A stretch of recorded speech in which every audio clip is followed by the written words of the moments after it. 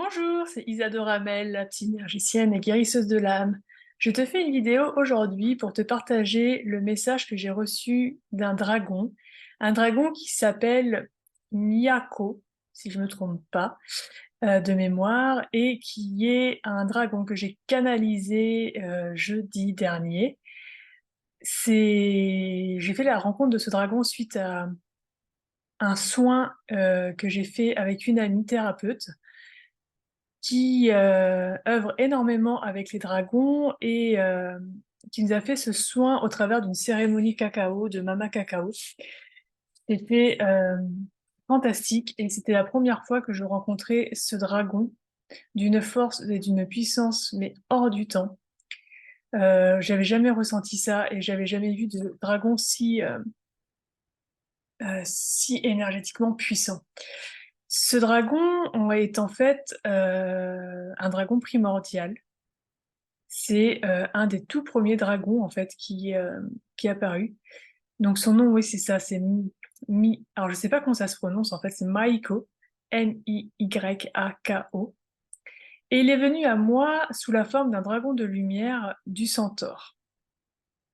Il m'a expliqué que les dragons de lumière du Centaure étaient répartis en plusieurs familles. Il y avait les guérisseurs, les soigneurs, les professeurs, les maîtres enseignants, les sages, les pacificateurs, les adamantines, les cristallins, les protecteurs gardiens, les chuchoteurs et les ensorceleurs. Il n'est pas rentré dans les détails de toutes ces catégories-là, mais a priori ce sont les catégories que l'on retrouve au niveau du centaure. Il m'a expliqué que les dragons du centaure, enfin les dragons de lumière du centaure, parce qu'il y a d'autres dragons sur le centaure, les dragons de lumière du centaure sont arrivés sur Terre il y a 10 ans environ pour recréer ce qui a été détruit. Ils arrivent de contrées galactiques lointaines et certains ne pourront jamais retourner sur leur étoile d'origine tellement elle est loin. Ils se sacrifient pour l'ascension de la Terre et ne souhaitent pas que ce sacrifice reste vain. Œuvrer en lien avec les dragons de lumière permettra la co-création d'un monde nouveau, plus sain et plus connecté aisément. L'unité du grand tout est essentielle pour parfaire l'harmonie entre les individus et surtout entre l'humanité et le reste du vivant, les minéraux, les végétaux et les animaux.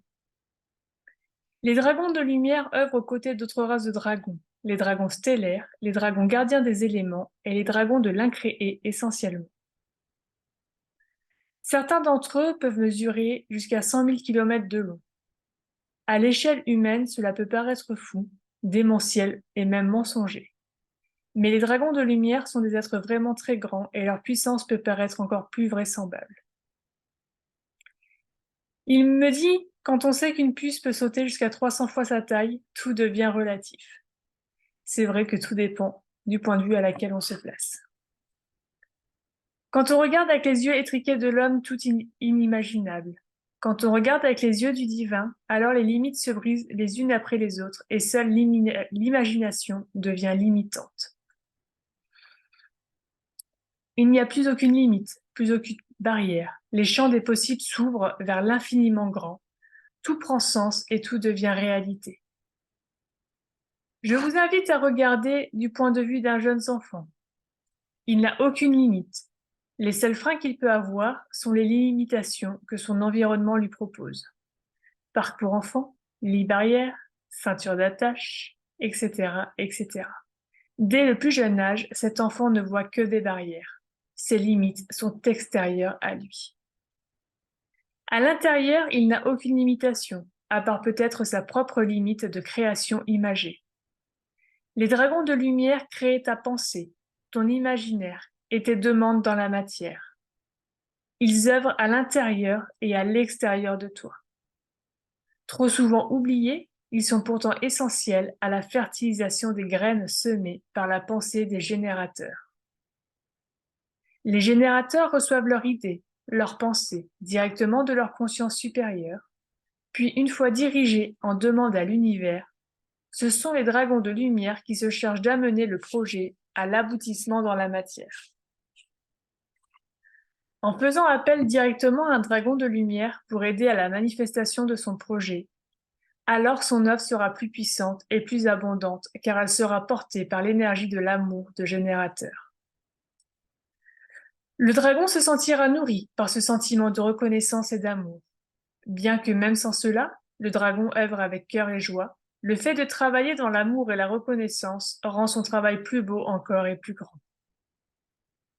La reconnexion avec le peuple des dragons de lumière instillera une lumière particulière dans le cœur de l'homme dragon. Il sera reconnaissable parmi les autres par les dragons, mais aussi par les autres initiés. Le cœur pur des hommes dragons libérera un amour si particulier qu'une nouvelle lumière apparaîtra tout autour de la Terre. Cette lumière sera visible du plus haut point de la galaxie, et toute personne qui se connectera ensuite à cette grille de lumière se verra retrouver ses capacités de création. Toute personne ne pourra accéder directement à cette grille de lumière. Il y aura auparavant des épreuves d'épuration, des purifications et de grands nettoyages à réaliser. On l'a dit plus haut, seuls les cœurs purs pourront atteindre la grille de lumière de l'homme dragon. Il est temps que l'humanité entière se reconnecte à la beauté des peuples dragons, tant décriés sur Terre, afin que puisse régner la sagesse de l'amour-compassion, portée par la lumière céleste du cœur de la Terre et du cœur de l'univers, et qu'ensemble nous co-créions dans la matière le nouveau monde que vous portez déjà à l'intérieur de vous.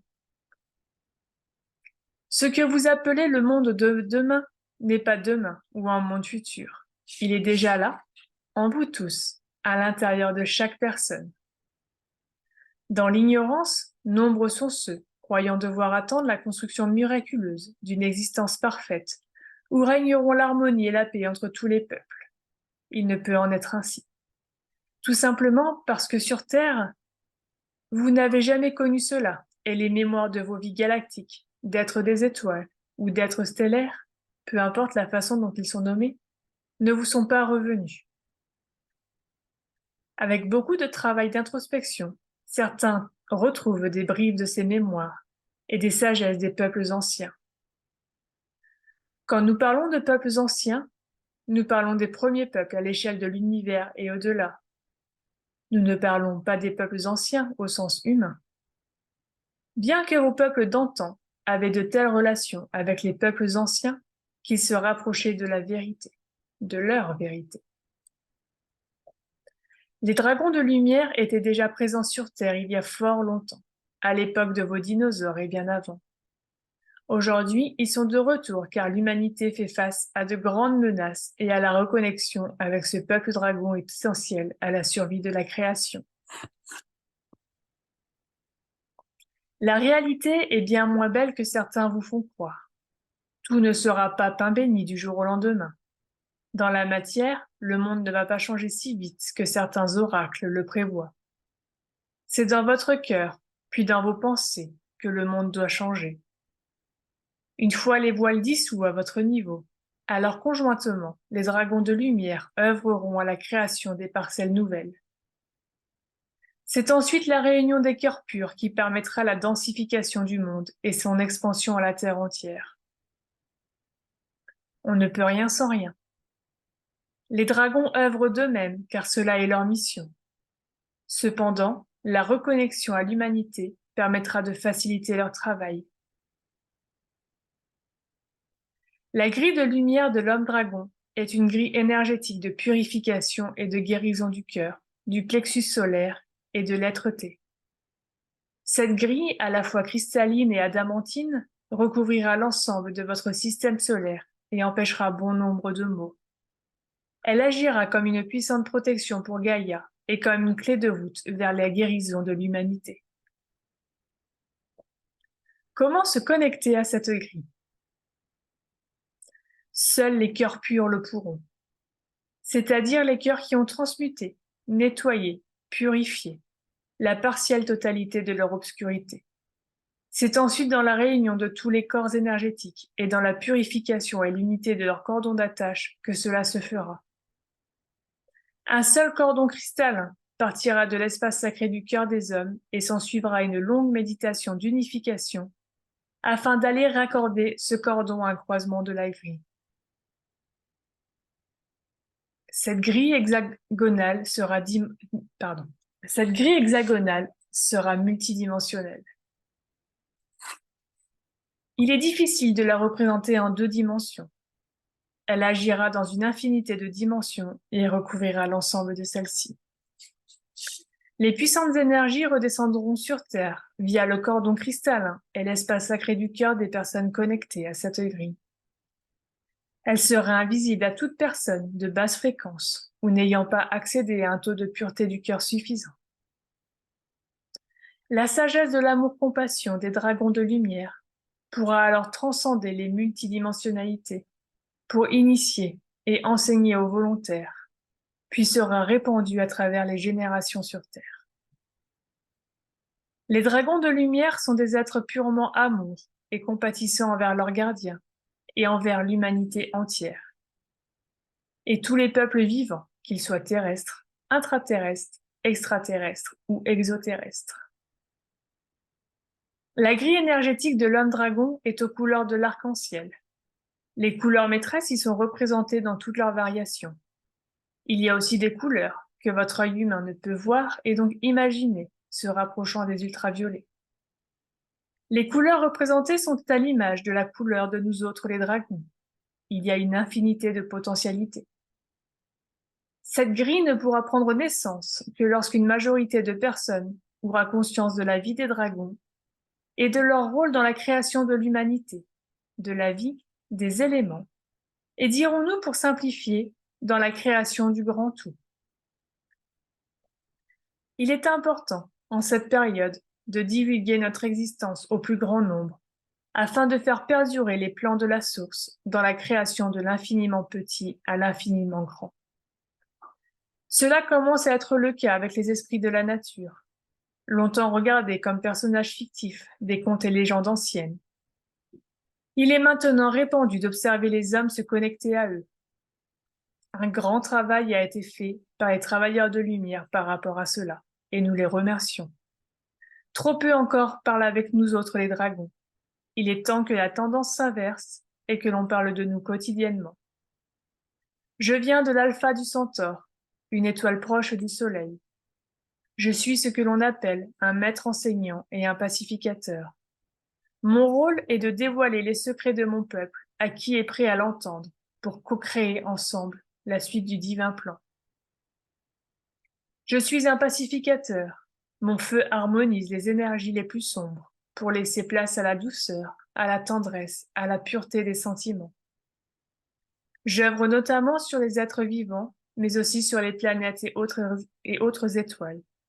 Je répands mon souffle afin de restaurer l'équilibre et maintenir la paix en tous et en tout. J'agis à la fois sur les émotions que les situations. Je peux également calmer les éléments et restaurer l'équilibre entre eux. Je ne suis pas le seul à avoir ce rôle. Nous sommes des mignons, tout peuple dragon confondu.